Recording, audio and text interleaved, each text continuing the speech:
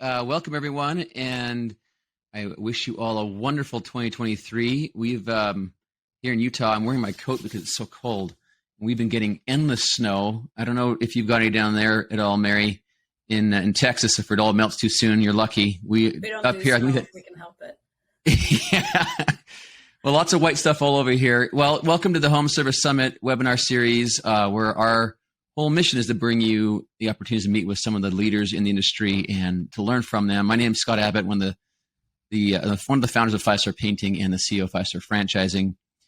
And our format, as if you've been on this before, is quite simple. We'll do a quick intro. I'll do a quick intro. We'll get into some questions that I have for Mary around her backstory and what she's done at Neighborly. And then the last 15 minutes we will reserve for all of our listeners to be able to ask questions directly of Mary or myself, and try and just create value for you guys and starting the year right. So real quick background on Mary Thompson, Mary Kennedy Thompson. Mary is a Kennedy. I love it. She is the Chief Operating Officer for Neighborly, the world's largest parent company of 31 home service brands and more than 5,000 owners in 9 countries. It's incredible, really. I know Mary and I were just talking backstage about getting nostalgic. And I know when I first met the company back when I had 5 Star Painting, and this was in 2010 or so, they only had 6 brands. And so where they've come today over that period of time is just incredible. So as the CEO, she leads the ongoing business operations for 18 franchise brands in North America. She first joined Neighborly in 2006 as the president of their largest brand, Mr. Rooter Plumbing, and is a licensed plumber. I think that's awesome. Mary came to Mr. Rooter Plumbing from a national franchisor called Cookies by Design, where she was the president of the Franchisor Corporation. I know when we were talking backstage, Mary, you were saying how at one point you had a couple stores that you were operating as, and that's how you got into the business of franchising and got in the industry. In her 8 years as a Marine, Mary achieved the rank of captain while on active duty and major in the reserves. And during her time in the Marine Corps, Mary was stationed around the world, including South Korea and Okinawa, Japan. So she loves to jump out of planes, earning her airborne jump qualification in 1982. She was one of the only 3 women at the time in the Marine Corps with this qualification. And so we both bonded over jumping out of planes. I made my very first jump with my daughter. She's 21. It was her New Year's resolution. And I was the only one brave enough or stupid enough, I guess, to jump out of a perfectly good plane. It could have kept going without us. But we did our first jump on Monday, and that was tons of fun. Okay, so let's get right into the backstory, Mary. Tell us a little bit more about, you went from getting into jumping out of planes, as I said in my email to you earlier, jumping out of planes and then making cookies and then plumbing. And I just want to hear more about how that happens and what got you into franchising. Well, I would start by saying life is way too short to take the normal path. I always liked that saying from Emerson that said, don't follow the path that's in front of you, go in new ways and create paths for others to follow. And so I've always followed my heart in everything I've done. And I do want to correct one thing you said, Scott. You said I enjoyed jumping out of planes. I can tell you without a shadow of a doubt, not once ever did I enjoy jumping out of those planes. I did it because for 2 reasons. I had something to prove. And I think a good part of my early adult life was about proving to myself things that I could do. And then the second part of my life about helping others prove to themselves what they can do. And I did it because that was what my job required at the time. And so I did it. But every time I jumped out, when I landed, I always said an extra prayer and thanks that I was alive and well still. Yeah, I believe that. So you were in the military, you said, for 8 years. And from there, did you go right into what kind of talking about how you went from, being military into now getting into business ownership? And I also know that Neighborly has a big commitment to the military, doesn't it? We do. Yeah. So let's talk about that a little bit. Well, VetFran was founded by our founder, Don Dwyer Sr. in 1991 when Desert Storm hit as a way to give back. And I always appreciated that our company founded that. We have more than 350 veterans we've brought in small business ownership, and we've given millions of dollars worth of discounts. And we're really proud of that. And as a veteran, that's really important to me. I've said a number of times, I chaired the VetFran committee for a couple of years. I've said a number of times that we owe our veterans the power to prosper. because they have made sacrifices and for their country and its time. And I was, I thought I'd spend the rest of my life in the military. And then I started seeing what private businesses. My last duty station in the Marine Corps, I was a recruitment advertising officer, and I worked hand in hand with J. Walter Thompson Advertising. And I had never really seen much of the civilian world. And it was fascinating. The business of business fascinates me as much today as it did 30 plus years ago when I was first really introduced to it. And so we started looking for where could we settle down. We had children, and we wanted them to, have a little bit. When both your parents are Marines, you do not have a settled life. And so we wanted to make sure we were able to give them that. And I started off as a sales rep for a company called Baxter Scientific Products. And it's only a few years, but I will tell you the skills I learned on selling, I use every single day. I tell people all the time, selling is, I think, one of the most noble professions out there. Everything we wear, we use, the houses we live in, the cars we drive, the clothes we wear, the food we eat, somebody sold to us. And selling, when it's done right, is just meeting a need or giving somebody something they really want. And so those couple of years were very formative for me in really understanding it. But I missed leading a team. I missed it something awful. And one night, my husband came home from a chamber mixer with a little brochure from a little company back then that was called Cookie Bouquet. And I was looking at it, and I was thinking, man, these are really cool. I could sell these all day long, but I don't know how to make them. I can tell you my cooking skills are, I may be a great plumber, and I might be able to make you a great cookie, but beyond that, I have no cooking skills. And I thought, but I'd never know how to make these or even how to run the business. And there were 3 magical words at the back end of that brochure, and it said, for franchising information. And so I called them and I said, send me a packet. It's just before anything, for email or anything. And they sent me this big, long packet with, back then, the UFOC as well. And I laid it all out on the table. And my husband came home one night and I said, this is what I want to do. I'd never crossed my mind to do anything else because I wanted to lead a team. I wanted to grow a business. I wanted to be part of something bigger and not just thinking about myself, but thinking about others. And what I loved about cookies is it's all about delivering happiness to people. It's about making their day better and lots of happy celebrations with cookies. And so my husband, God bless him, he didn't say, oh my goodness, what on earth are you thinking? Or how are we ever going to do it? Because it wasn't like Marine Corps didn't pay us a lot of money. Even, we had saved every penny we had, which we put into the business, but we didn't have a lot. And he just said, when do you want to do it? And so 3 months later, we had signed our contracts and we were opening our first location.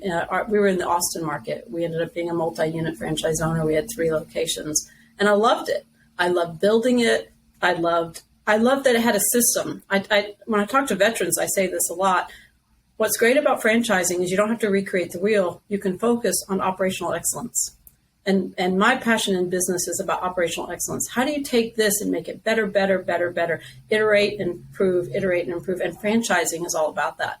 So I love that I could focus on the people. I could focus on my customers. I could focus on putting a good product out, but I didn't have to reinvent the wheel on that. And I did it for a number of years.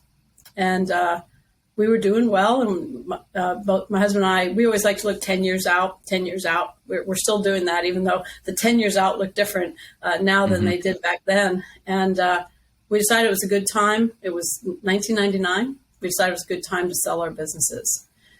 And I called the franchisor. I said, I love this brand, love this company, but it's time. And I tell everybody, you should never get into business or anything, a job, a commitment, without knowing what your exit strategy is. My maiden name is Kennedy, as you said earlier, and our family motto is, the Kennedy family motto is Vici la fin, which is keep the end in mind. And when we started thinking about it, it was a good time to sell the businesses, and they sold very quickly. The president of the company called me and said, why don't you come work for us? And I had never considered that. And I was like, I actually said, I don't think I can work for the dark side. And I think about that all the time because that relationship between franchisee and franchisor is critical. And making sure that it's a good, close relationship, that the trust is there, is the most important thing. In fact, if I wish everyone in franchising would read The Speed of Trust by Stephen Covey. It's a great book. It's one of my favorite reads. Yeah, Covey's an awesome author. Trust, you can't build the brand. Yeah. You know, and so anyways, she mailed me a ticket. She said, "What do you want to do?" I said, "I want to be a shop facilitator." I thought the word facilitator sounded great. My first year, I did like 132 site visits. I was on the road the entire time, and I wanted to go back and find my businesses back because I had learned so much. So I spent a lot of time building systems for them. They didn't have a field program at the time. I learned from other franchisors. I remember going to IFA, and there was a great gentleman from 2 Men in a Truck who was running their field program, and he taught me a lot. Probably 80% of what I did, he taught me. And I love that. I love that franchising is this space where you can share ideas and learn from one another, and we all do well when we grow. Mary, before we get into the next question, just real quick, I had some feedback from someone that they have a hard time hearing you. If there's a way of moving the mic closer to you, that'd be great. Or even just turning your mic up. And then Will, if there's a way of turning up Mary's mic from your end, do that. That'd be wonderful. And while you were working on that, I just want to just do a plug real quick, because VetFran, for those of you that are in franchising, is something you can join as a franchisor, and you can effectively make a commitment to offering a discount to any veteran that ever enters your brand. I know that when at 5 Star Painting launched, we joined VetFran, I think in 2009 or 2008. And effectively it was, for at the time, our franchise fee was $40,000. We offered it at $29,000 to any veterans. And I'll just make a plug for veterans, because I can say some of our best franchisees were veterans. They were so good at following systems. If we gave them, a system to follow, they were like right in line. And one of my favorite franchisees at 5 Star Painting was a guy named Mark Lambert out of Denver, Colorado. He had a small painting company. It was doing about $100,000 a year. And he said, after I bought 5 Star, I went from the 1-star meals to the 5-star meals. I think he's doing $3 or $4 million a year now in revenue. And I just loved seeing him as a vet, having served and worked so hard, put all that energy into our brand and to build an amazing company. So if you are in franchising, I really want to recommend that you do, make sure that you do make that part of your program and offer those discounts to veterans. Thanks, Josh. It sounds like he can hear her fine. So I think we're going to move on to the next question. Appreciate and congratulations, Josh. I heard you just sold. Way to go. Good on you and your family, and I wish you all the best. Okay, Mary, what does a COO of Neighborly do? And I imagine that's probably changed over time, but won't you just give us a day in the life of what you do at Neighborly? Yes. It's interesting. I think part of our magic is our shared services. So I think about when I was president at Cookies by Design, and then I came over and became president at Mr. Rooter. I became a much better president, because when I was president at Cookies by Design, I was worried about, are the P&Ls done correctly? Have the accountants done what they're supposed to be doing? Are the marketing team doing the things? And I had to have so much expertise in so many different areas. I couldn't focus as deeply on the customer experience and the franchise owner experience. And we call our franchisees franchise owners, because we believe we need to remember that they have ownership, and they need to remember that they have ownership in what they're doing. And it keeps that relationship good and strong by doing that. And so I became this president who could really hone in on the operational excellence and on that experience the customer is having, and the experience our franchise owners are having in what they do. And so in our shared services, when I, as the chief operating officer, all our North American brands roll up underneath me.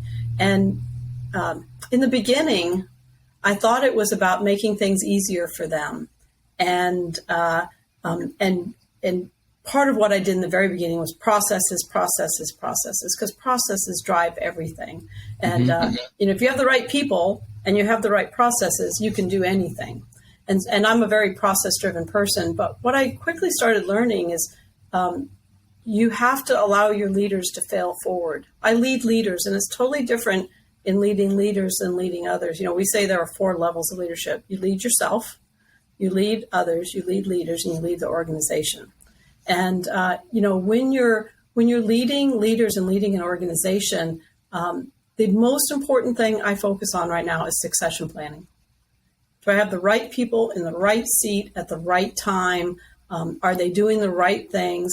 Can I allow them to fail forward and make them uncomfortable enough in the right and honest way that they can be the best version of themselves? And so I spend some of my time making sure that I have the discipline to, do regular business updates and reviews that we do weekly and monthly on where that brand is going. How are the franchise owners doing? What's going well? What's getting in the way? Mm-hmm. I spend some of my time with the leader looking further out, like where is this brand heading next? We do very in-depth strategic planning.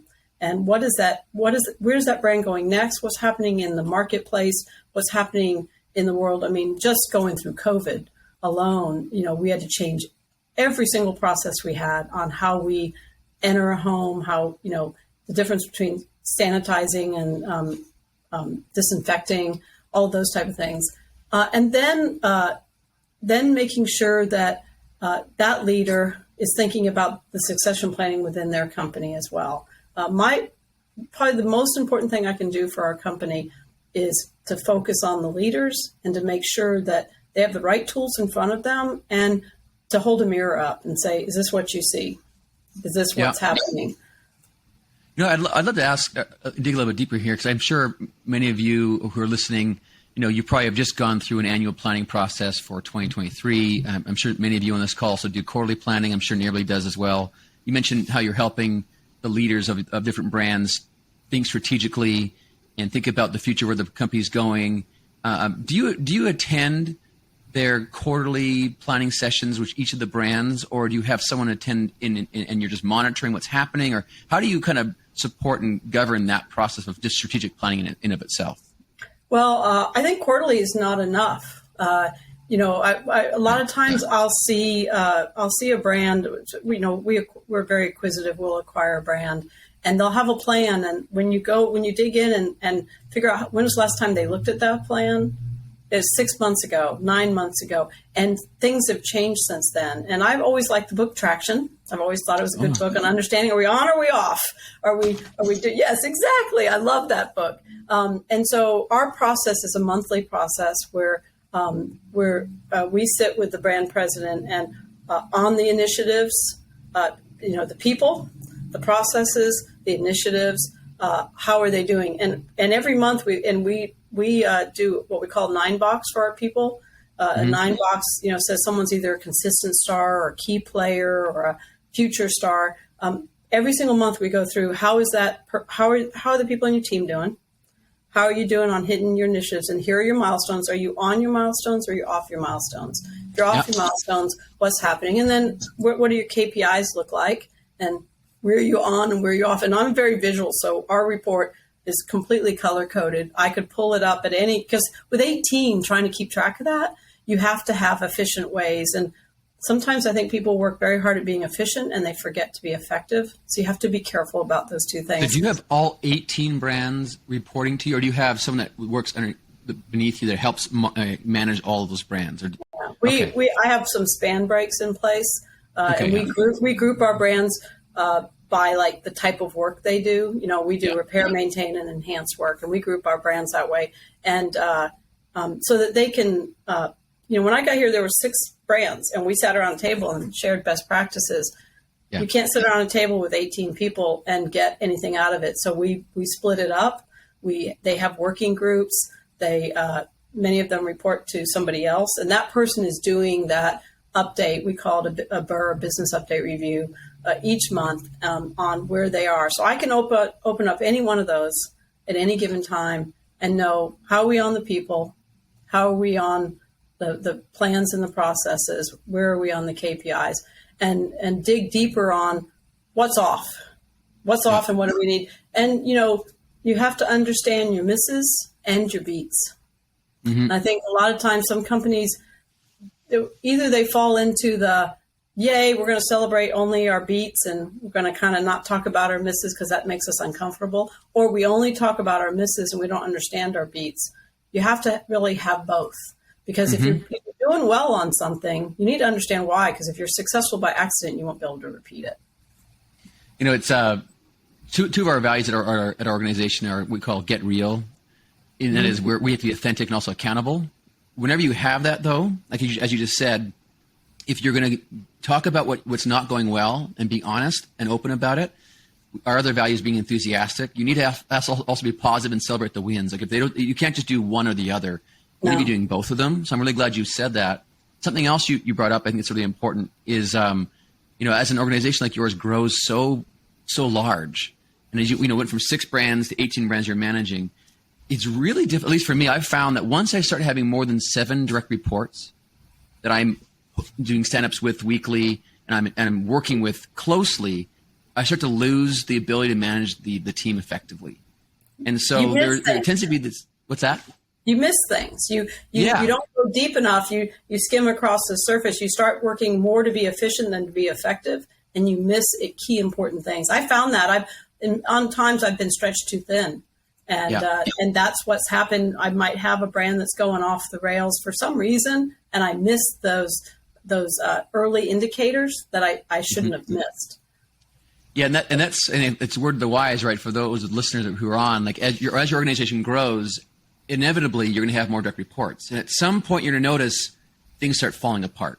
And it's not because you're not a good leader; it's because there is a magic number that's out there. It's 5 to 7. It's at 5 to 8. I don't know, but I've found for myself personally, once I hit 7, I start trying to find another layer, or I take that group of people and push them to someone else to manage, because I cannot handle more than that, and I don't expect my team to handle more than that because they can't do so effectively in most cases. Yeah, and that's why the military. That's why the military sets up the way they do, because there's a span of control. And once you're outside that span of control, you don't have the control. And so I wholeheartedly agree with you. And it's seductive sometimes. You think, I'm just adding one more of this. This is similar to that. And I'll just add one more. I'll just add one more. And we like running lean here at Neighborly. We think that lean companies grow faster, and we've grown quite fast. What I notice is when my direct reports start saying things to me like, I know you're really busy, but I need this. That's usually a sign that I've stretched myself too thin.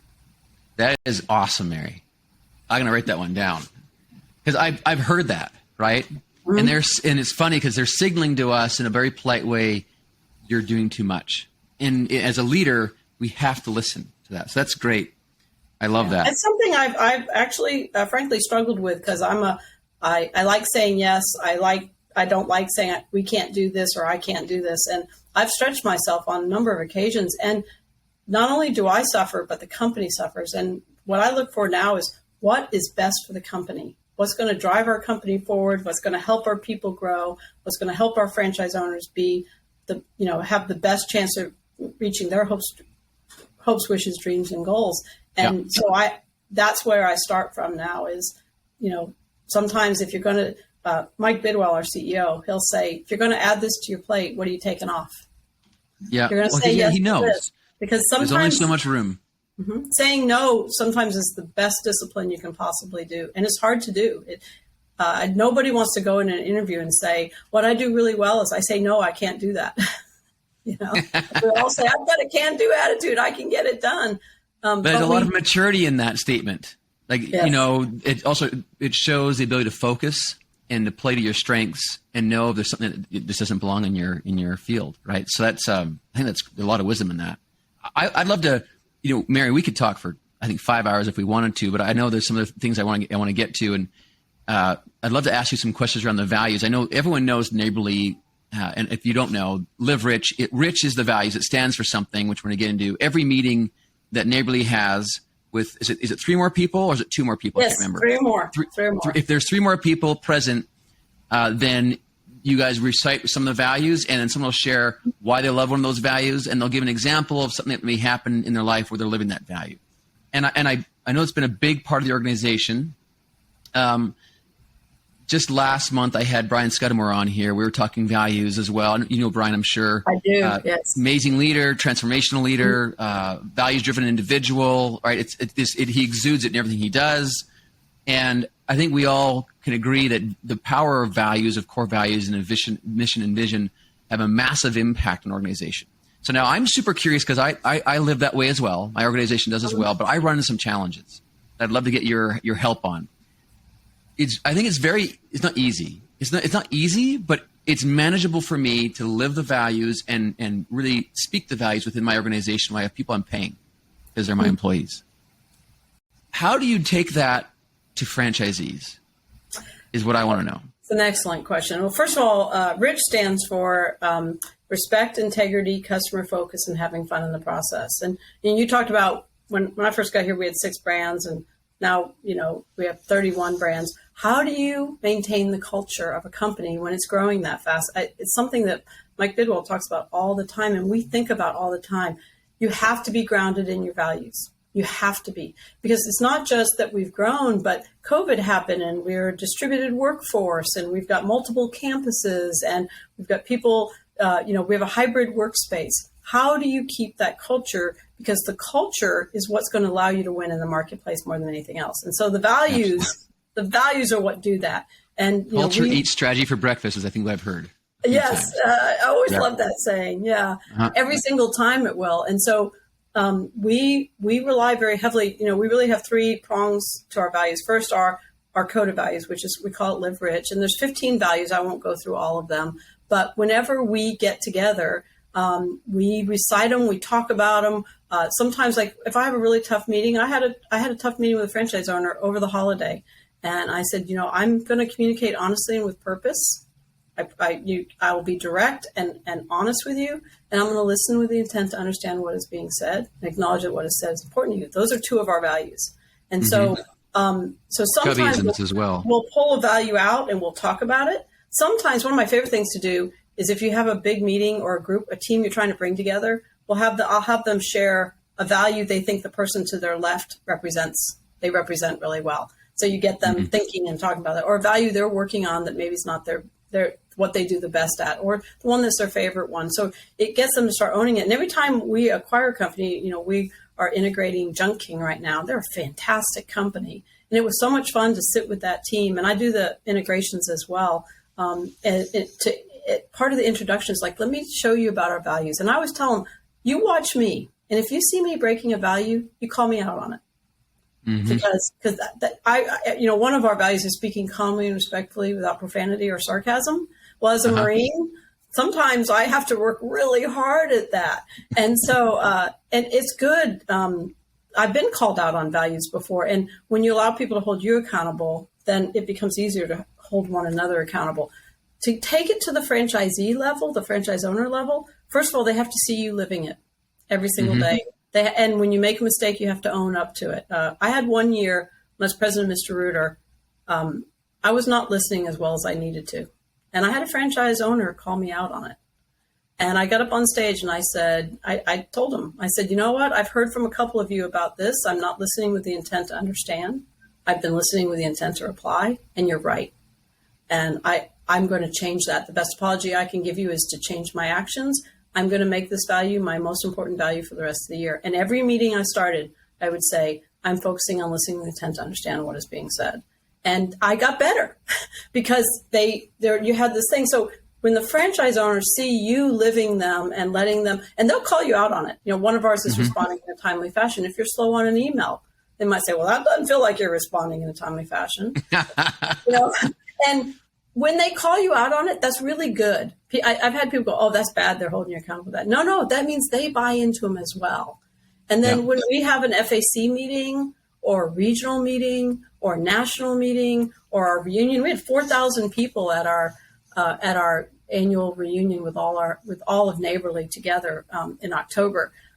It was our biggest one ever. It was amazing. We had franchise owners on the stage that recited all 15 values and then told a story behind the value. So you bring them into it.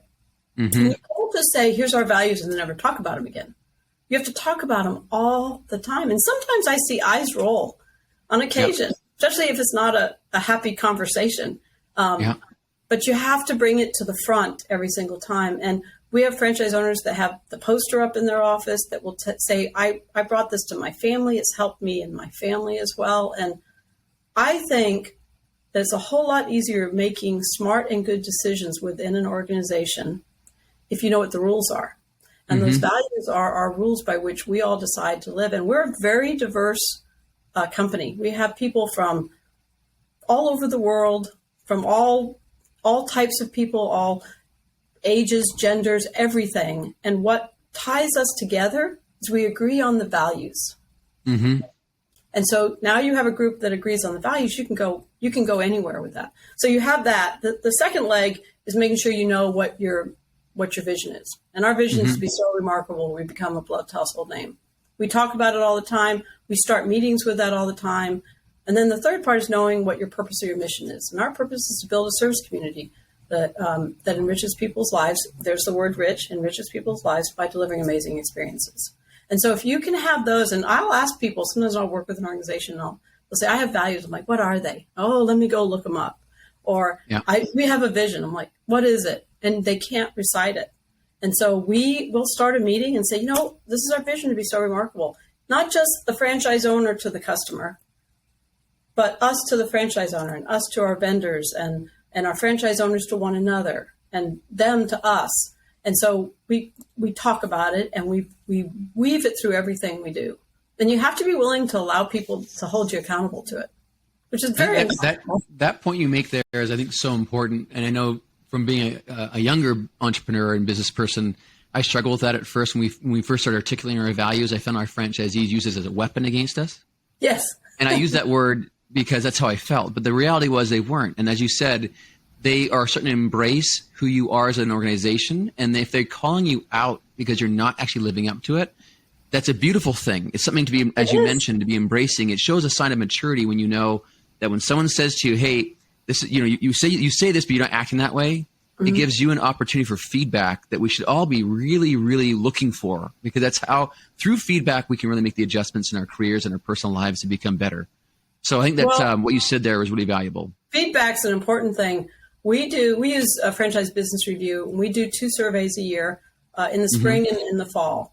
And we do, the fall one is the very deep one the FBR does. And we add some questions to it. And the spring one is more of a pulse to make sure, are we heading in the right direction? Yeah. We ask a code of values question. So we have 1 or 2, that depends on whether it's fall or spring, that we will ask, how are we doing on continuously striving to maximize internal and external customer loyalty? Or how are we doing in operating in a responsible manner above the line? And we ask the same question 3 surveys in a row.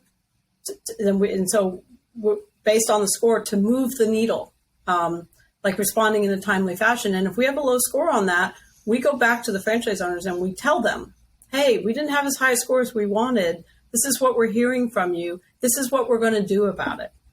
And that helps a lot. Everybody wants, I hear a lot of people talk about franchisee satisfaction. To have franchisee satisfaction, you have to be willing to have tough conversations, and you have to be willing to look at yourself. And first time we got one of those back, I was like, oh my gosh, we got work to do. And, we've tripled our score over the last probably 5 years by just focusing on it and making it one of our KPIs and one of our metrics. The other thing we do is we taught our franchise owners Net Promoter Score, and we do the Net Promoter Score question to our customers. But we decided it was important for us to do it to our franchise owners. So we ask our franchise owners, based on their business coach, how has, on a scale of 0 to 10, how has your business coach helped you improve your business? We rank them.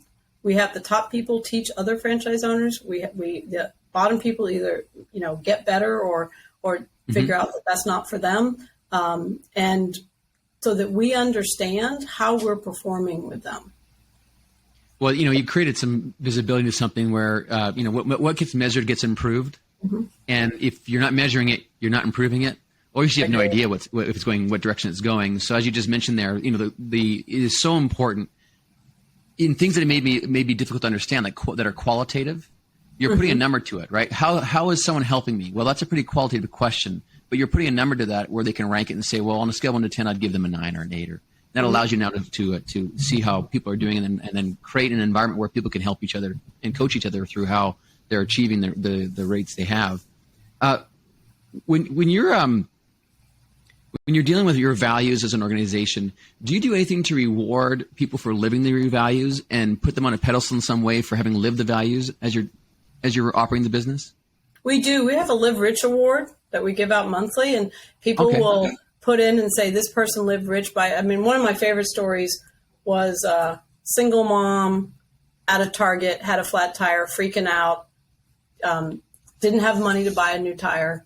One of our associates saw her, and he had just had a big bonus and felt like it was his turn to give. And he took her to he got her car taken care of, got her tire taken care of, wouldn't take any money for it, and just said, this is the right thing to do today for you. And that's living rich. One story we had, I remember putting in a story. I had a fellow, when I was still a president, I had a fellow president. We were all flying back from, I think it might've been IFA, and all the flights were messed up. And I didn't get in until like 12:30 at night. And I had no car. I'd missed my connecting flight to Waco. And I looked down on my phone and I have a message, and he says, I'm waiting for you. I know I saw your flight's about to come in. And he waited an extra, he could have been home an hour earlier, and he waited. So I had a ride back. That's living the values. That's one of our values is treating others as you'd like to be treated. And so I put in for, to have him recognized. And so everybody gets recognized, and then we vote on like the best one. And at the end, at the end of the year, there's a big reward for it, a big cash reward, and lots of acknowledgement. I love it. That's awesome. And Roman, who is on the call here, I know Roman's at College Hunks hauling junk. He's one of the hunks over there. Well. And I know that I actually just was talking with Nick and Omar a few months ago. They were on the show, and they were talking about how they implement the values. I think it's their acronym is HUNK, happy, uniformed, and Roman could probably correct me on the remaining two. I don't know. But he had a question. He said, how often does Mary do the NPS on the coaches within a year? How often are you doing that? Twice a year. So when we do the survey, we do one of the things when I think sometimes we think we need to do something, so we just go do it. I'm a doer, and I know Roman well. Roman's a doer. And so doers are great because they get things done, and doers have a problem because they get things done without sometimes stepping back and going, let's think about the whole. So when we realized that we wanted to do surveys, I wanted to have a strategy behind the surveys. And I spent FBR was very helpful with that. And you can over survey your people. And we were randomly, and they didn't know if it was us surveying them or something else. So we went out and said, we're going to survey you twice a year. This is how it's going to come to you. This is why it's important. This is what we're going to do about it. And so to go back to Roman's question, we do that, the business coach at Net Promoter Score twice a year. Mm-hmm. And what we do is we rank everyone in the company. They know exactly where they stand in that ranking. They know to a T. We celebrate the ones that are at the top. We coach the ones that are at the bottom. And I look for patterns within brands, and I usually will find those. And then a lot of times those patterns can be repeated. So we look for what are they doing differently that can be implemented across the system. And when we first did it, our business coaches were really uncomfortable about it.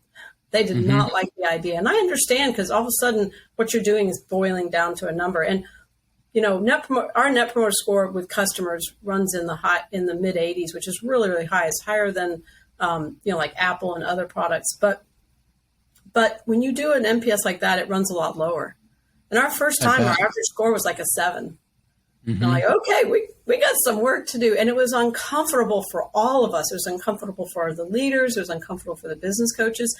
And we just kept walking them through. This is why it's important. If you think you're doing a good job and your franchise owner does not, then we have a problem. We got to figure out where the problem is. It's like, I couldn't agree more with everything you're saying, right? And especially the part of how uncomfortable. What I love about this, though, is you're saying you need to embrace the uncomfortable, right? So some people run from that because they are afraid that it means something around job security or whatever. But if your mission is to be empowering franchisees and helping them be successful, if that really is what the company's about, that's at least my company's mission statement, is empowering franchisees in home services, then you need to be willing to be uncomfortable.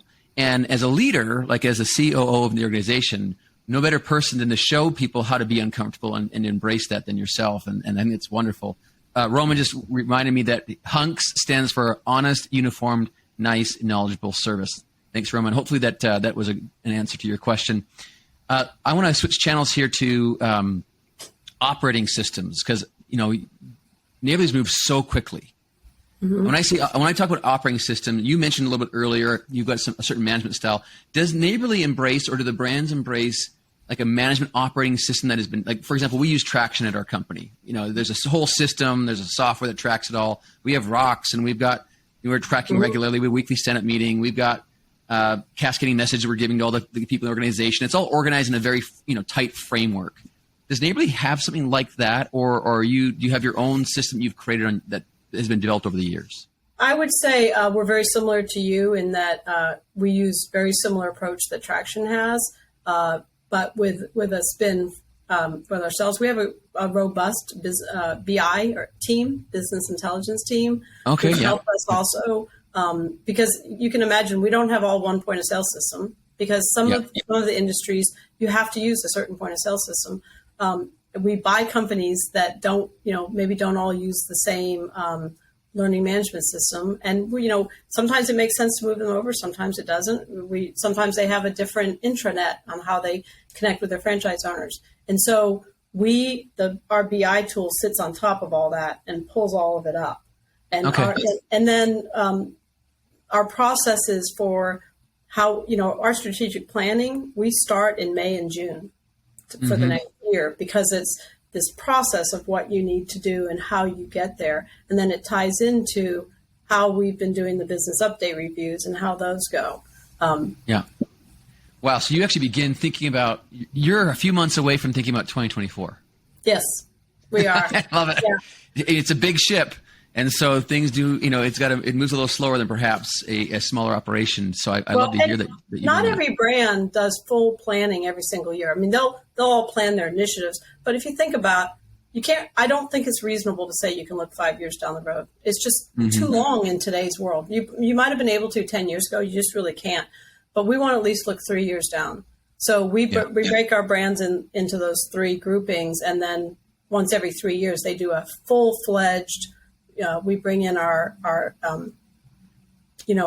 executive team to really sit with them as well. We bring in an outside person to help facilitate that. And then the other 2 years are updating. Has something changed? Has something changed in the industry? Has something changed within your brand?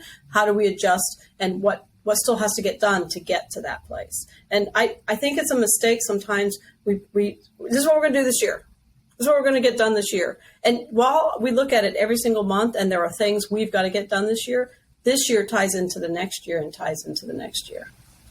Yeah, that's interesting. Yeah. So, and I agree with you, seeing anything 5 years out, so many things do change, but having something that is far enough out, that's an inspiration to what you're doing today and is a kind of a governing, lighthouse in some ways to us is, I think, really important. And so I think that's really valuable. I want to change channels now to something maybe more personal around what you've learned as a leader. And I'm sure you've made some very difficult decisions. And I'm sure there's some things you look back and go, maybe that you would want to do over again because we learn from mistakes. But I'd love to just hear from, as you look back from your experience, what was a really difficult decision you had to make, and what did you learn from that you could share with us? The most difficult decisions ever to make are people decisions. They're always the hardest. And if they're not hard, then I don't think you should be in that role. And for me, the hardest, Catherine Monson was on stage IFA one year, and she said something I repeat all the time. She said, as a leader, your job is to change people or change people. And my early days as a leader, I thought I could change everybody. I was convinced, and I was right in a number of times, but you can't always change everybody, or you can't change them fast enough, and the organization needs something. And so I asked myself, do I need to change them or do I need to change them? And when you have to change them out, it's a really tough decision, and it needs to be done with a lot of thought and understanding, but it can't be something that I've never had a time where I've said, man, I moved too fast on this person. We all tend to move slower because we want to get it right. But what happens is the organization just starts hemorrhaging, or you'll see little cracks that come along, and you know it, but you push it off and you push it off. Let me try this and let me try that. And so I have honest and deep conversations very early on. Like, for instance, if I have somebody internal that's promoted up to a president role, I always tell them, I want to remind you, generals don't get to go back in the ranks. Once you're a general, if this doesn't work, this doesn't work. And I'm going to hold you accountable to these things that you're going to need to do. I'm going to work with you to make sure you've got the tools you need, but I'm going to hold you accountable. And letting people fail forward was a big lesson for me. Yeah. Really big lesson.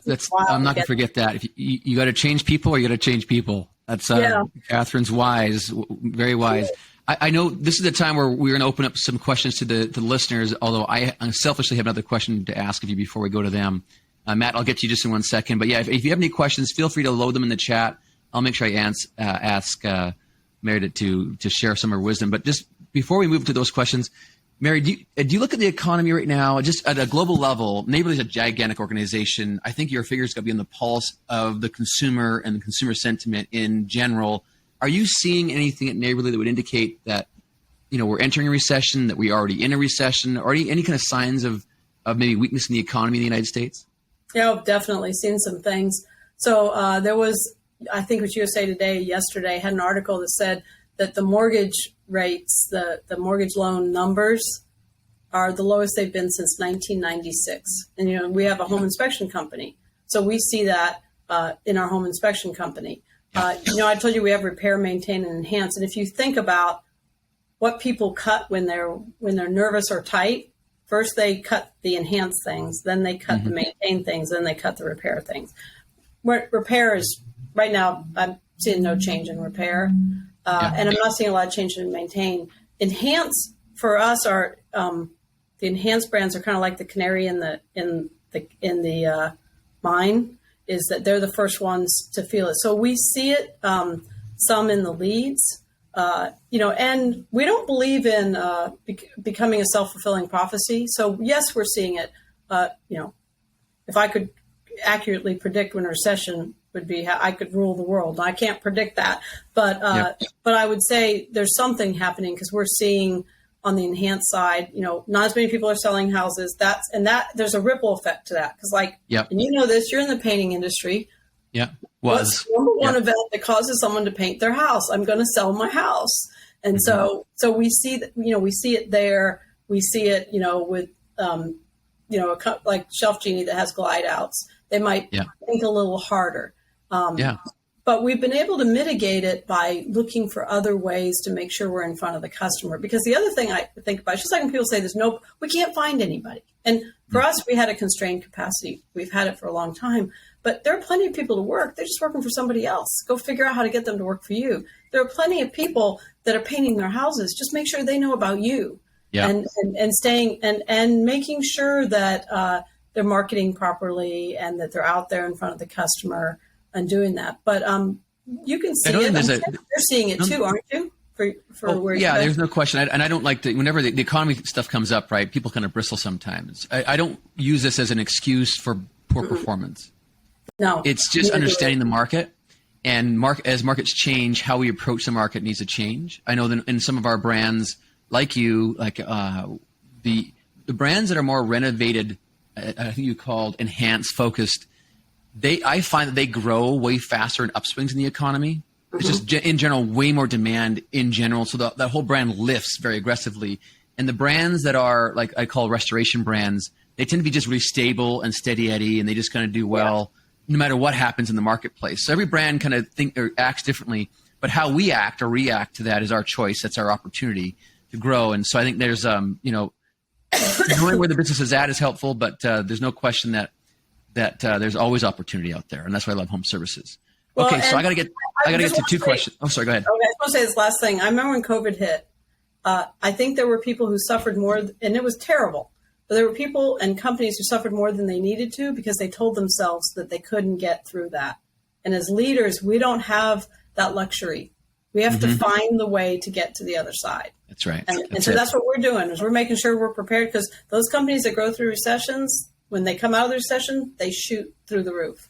Absolutely. Couldn't agree more. Okay, but two questions here I want to get to. One is from Matt Kelton. Can you touch on how you incentivize your home office team based on Z results, Zora profitability, EOS goals, FBR, NPS satisfaction? So are there some incentives you're creating for your, the team members that are aligning with that? So do you pay if someone is a really highly ranked field consultant that's in that NPS score that's really high, or is there a bonus associated with that?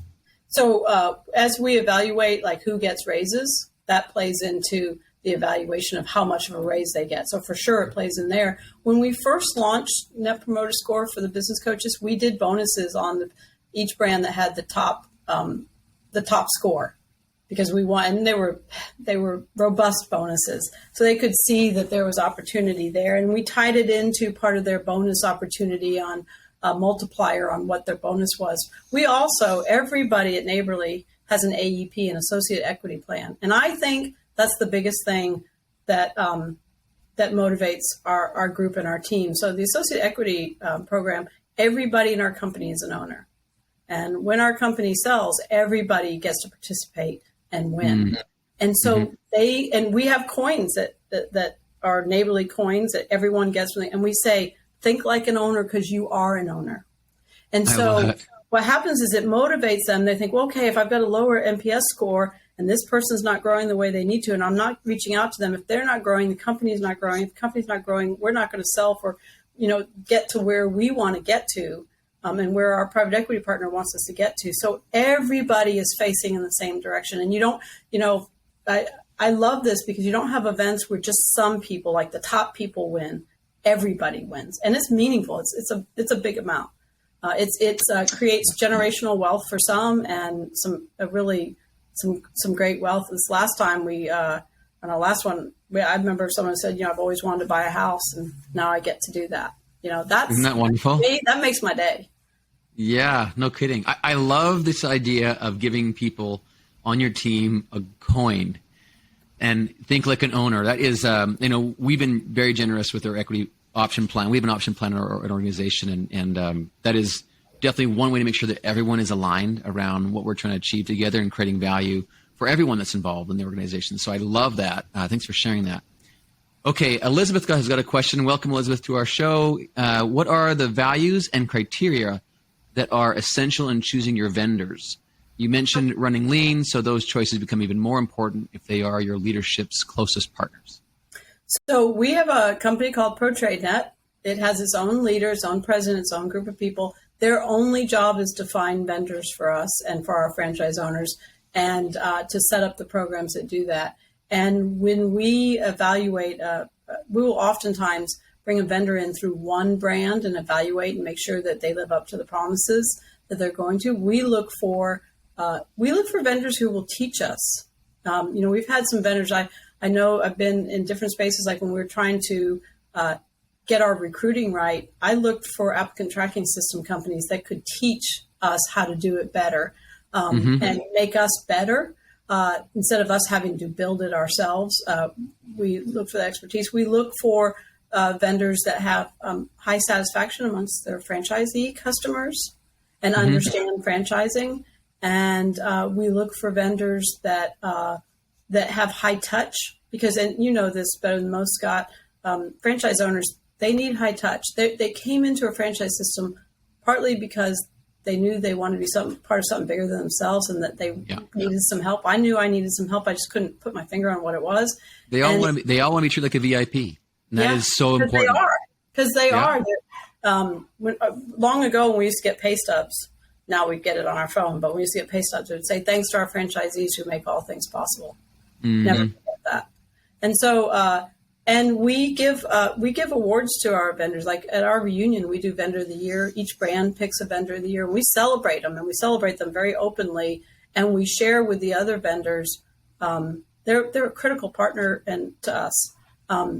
What they did to be that vendor of the year. And we bring them when we come together for our reunion. I think we had 280 vendors at our last vendor show.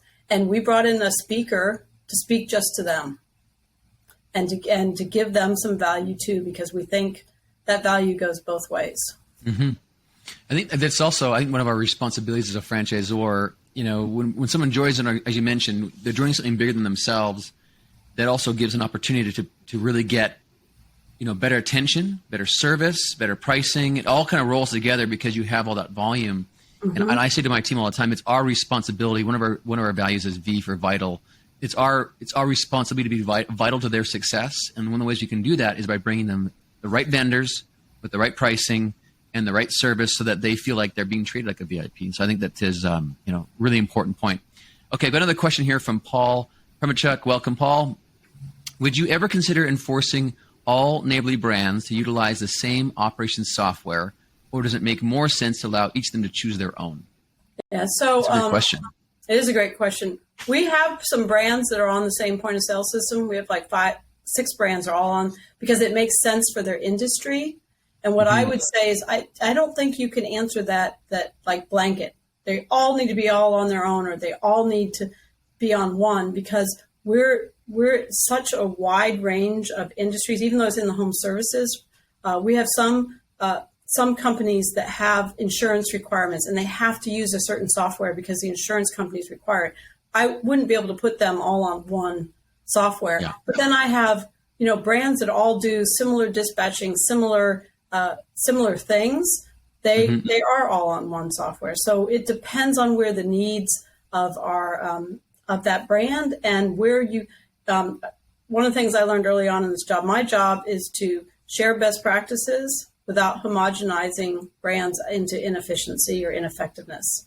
And so find the best practices, bring them onto those platforms where it makes sense, and then understand where they're different and you shouldn't. And so we're a mix of both. And I think maybe to add on to that, Paul, what I've seen is I think the reason why where that question comes from is this need to have information across all the brands so you know what's going on. You mentioned this earlier, Mary, and that is that through business intelligence, you can get all that information. So there are ways, and we've had to deal with this, where we have different platforms, and then we have an API link from those platforms down to a data warehouse. And then on top of the data warehouse sits our business intelligence platform that just grabs all that data and then lets us know what each of those brands are doing. So we still have access to all the information, even though we're using different software systems. So, sometimes there is efficiencies because you're combining. Like, as you mentioned, Mary, there's some brands that all use the same solution. But that's not necessary, I think, in today's world, because there's ways of getting that information out and looking at it. As long as you can layer a BI tool. And I've been through 9 point-of-sale system changes over the last. They're painful. That is why I have gray hair. And, and one of them was as a franchisee.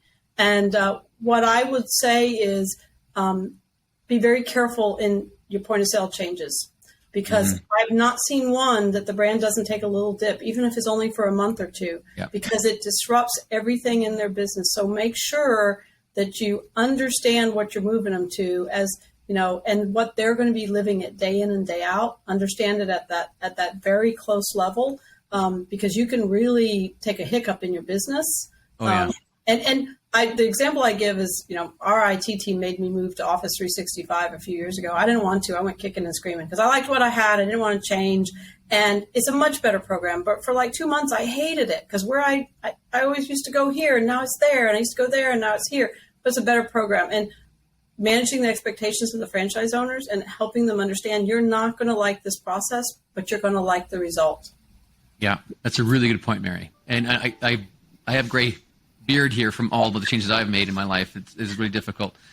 One more question before we end off here. So Felicia Rogers, does Neighborly do any consumer research to help leadership understand what homeowners are looking for from your brands? We do. And, I said that we're a shared model so we have a marketing team and they, brand by brand, will do market studies.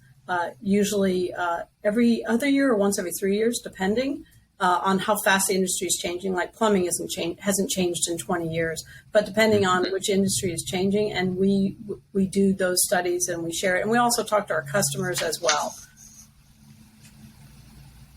That is, this has been phenomenal, Mary. Thank you so much for giving us this hour of your time. I know that our listeners have all really appreciated your wisdom, and looking forward to seeing you at the IFA here in just about a month or so, and everyone else that's come say hi if I see you there. And thanks again, and wish you a wonderful 2023.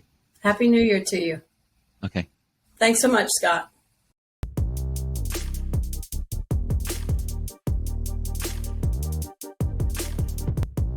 Hey everyone, I hope you've enjoyed this video, and more importantly, that it brings some value in building your home services business. If you'd like to access more of this amazing content, like and subscribe below. If you'd like to be part of our live recordings and get involved with the speakers and myself, click the subscribe to calendar button or the link in the description to get updates to future events.